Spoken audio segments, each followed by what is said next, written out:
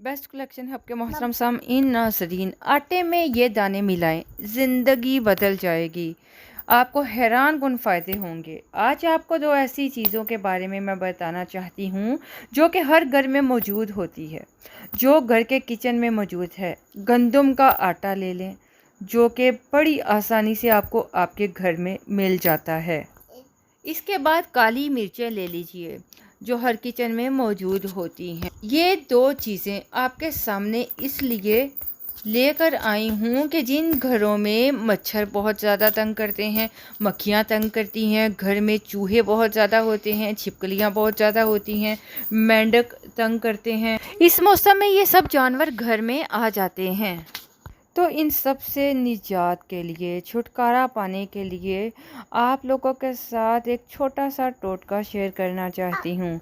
आप इस टोटके को ज़रूर इस्तेमाल कीजिए। सबसे पहले आपको बताती चलूँ कि आपने अपने घर में चूहे, मेंढक, छिपकलियाँ ये चीज़ें भगाना चाहते हैं अगर आप, तो इसके लिए आपको करना क्या है कि थोड़ा सा आटा ले लीजिए।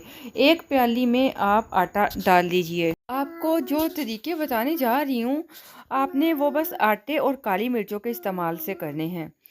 ये तरीका नोट कर लीजिए। बाउल में आप लोग आटा ले लीजिए या कटोरी वगैरह में ले लीजिए। इसके बाद इसमें आपने 7 से 8 काली मिर्चें शामिल कर देनी है और अच्छे से इसे मिक्स कर देना है। जब मिक्स हो जाए तो ये घर के किसी भी ऐसे कोने में रख दीजिए जहाँ पर ज़्यादा मेंढक आते हों, जहाँ पर आपको लगे कि छिपकलियाँ या चूहे बहुत ज़्यादा आते हैं।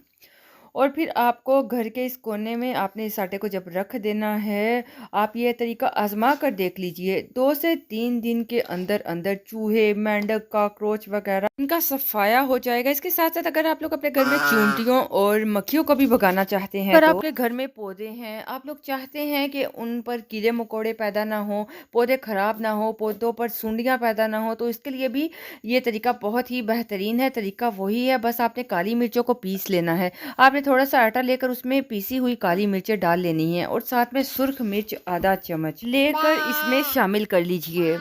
अब आपने इसको अच्छी तरह से मिक्स कर लेना है।